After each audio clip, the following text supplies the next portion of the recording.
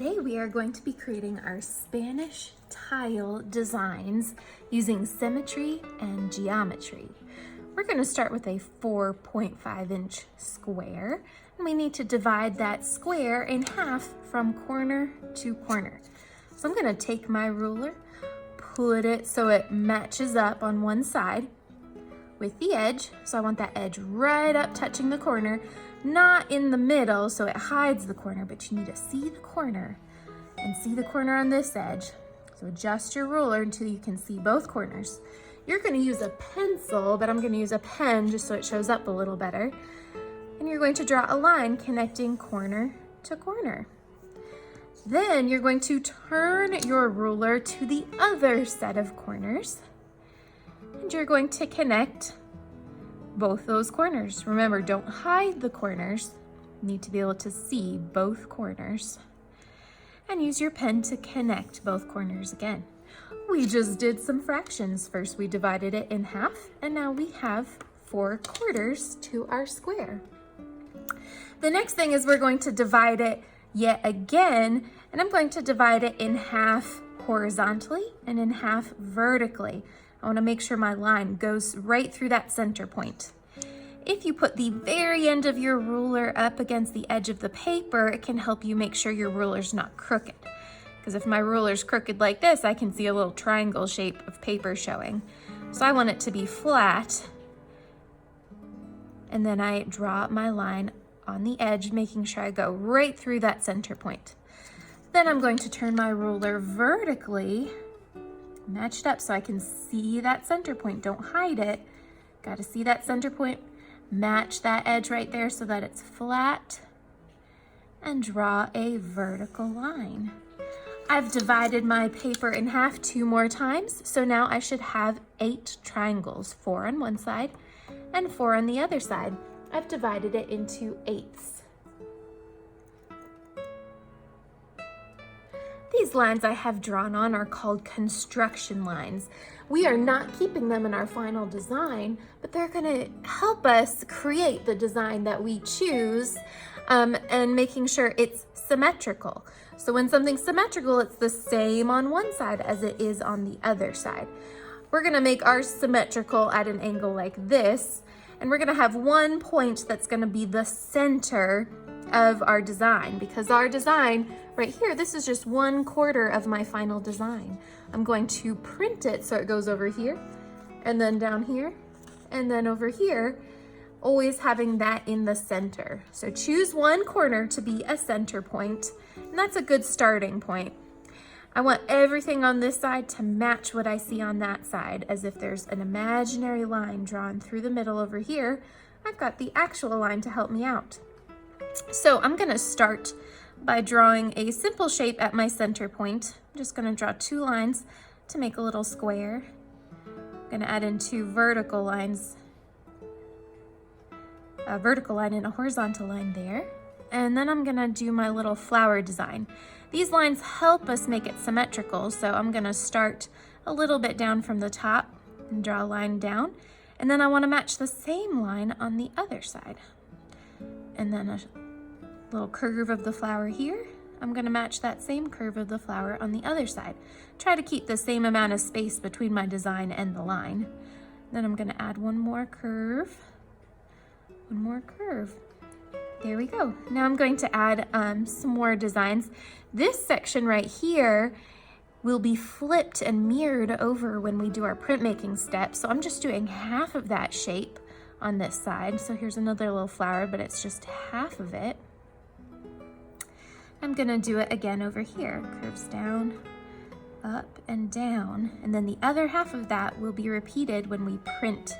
And then you can add in some details like another shape inside of here, or a little swirl right there. And then I'm gonna move on. I'm going to use the center point right here to draw another line.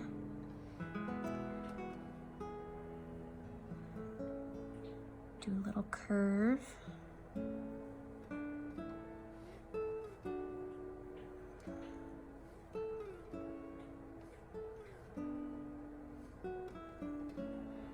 Notice how I'm still staying symmetrical. Everything you see on one side, you match on the other side. I'm gonna use my ruler and I'm gonna create a border for my design. So starting on that line that I drew right there, I'm gonna draw a line all the way over to the edge. And remember, this is just 1/4 of my final design. So I only need to put the border on 2 sides because both of these sides are gonna be on the inside of my design. Then I can add more decorations. I'm gonna do a big arch up from here, big arch up from there, and then I'm going to double it to give interest to that line. Add another flower shape. And then maybe some detailed designs.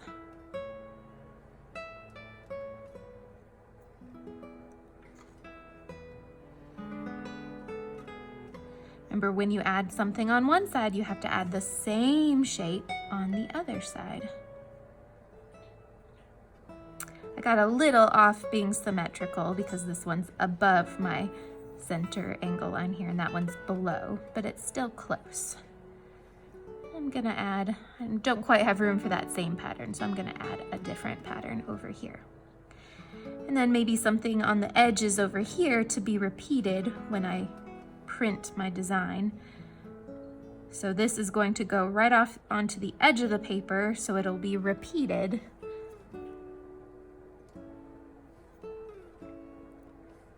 When I do the printmaking step.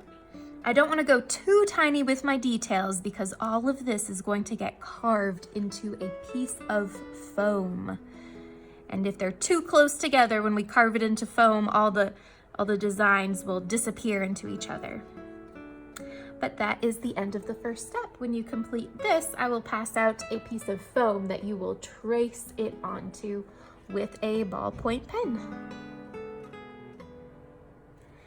You can see here with my samples, once you put multiple pieces together, you end up creating a larger square pattern where each corner is repeated with the symmetry. So it's a 4-point symmetry for our design, and we only have to draw 1/4 of it. When you're completed with your drawing, you could try and erase the lines that you don't want, those constructions lines we created, or you can just leave them there and make sure you ignore them when you trace your design onto your foam. So after you have completed your drawing, make sure it is approved by me, and then I will give you a 4x4 square piece of foam. You are going to lay your square on top of the foam.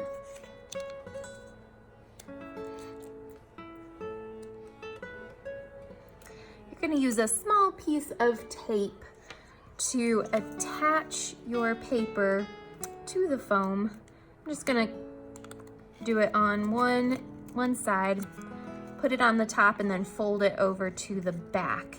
And that keeps it from wiggling around too much, although you'll still need to hold it with one hand. Then you are going to be using a ballpoint pen, and some of my pens are kind of dried up, but that's okay. It doesn't have to leave a line to do its job. You're going to just trace over, pressing firmly. You got to press down pretty hard. You don't want to press so hard that you poke a hole through your paper or break the foam, because remember, it's just pretty thin. It's very thin foam. But you're going to trace over all your lines that you want to keep. If you have any lines on there that you tried erasing and didn't erase very well, don't worry about them. They won't be part of your final design. Just remember to not trace over them.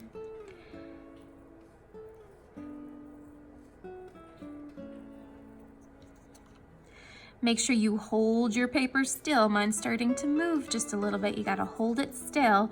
The tape only sort of helps. If you need a ruler to help you trace your straight lines again, I do recommend that.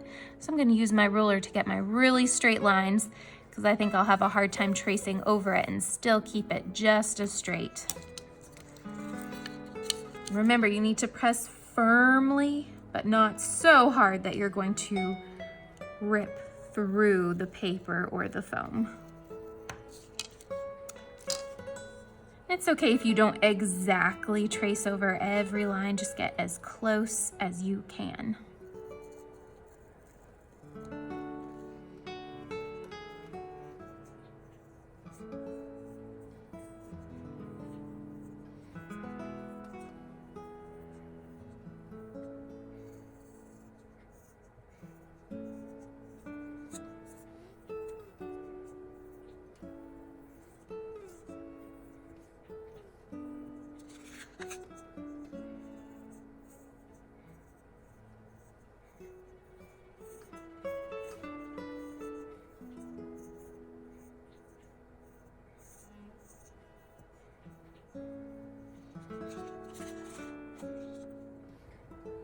It's helpful while you're tracing to flip over your paper every once in a while and see how your designs are coming along, because you can actually see your designs going into the foam.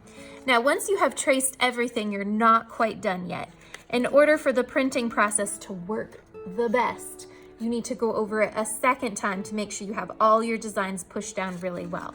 So I'm gonna untape my original drawing and put that to the side. And then I'm going to trace back over all my lines a second time to make sure they're nice and deep. The deeper they are, the easier the printing step will be.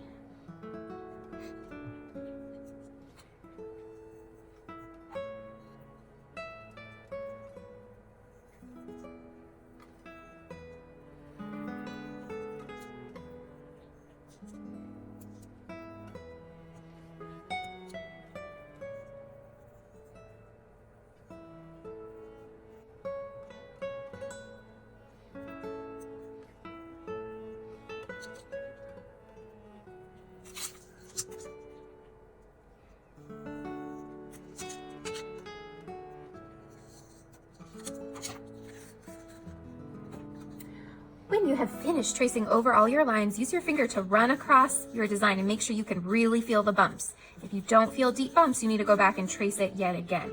But be really careful not to press too hard, because remember, this is really thin. You don't want to poke through to the back. Once you're finished, find where your center point is. That's the point that you always want to be in the center of your design. So you can print it this way, and this way. And to help you remember when you're printing, you're going to flip it over, and right on the back of that center point spot, you're gonna very lightly write the word center. Don't press really hard because you don't want to affect your bumps on the back side. So I'm gonna write center, so when I'm printing, I remember that always goes in the center. When you finish this step, check with Mrs. Hooper before you move on to the printing step.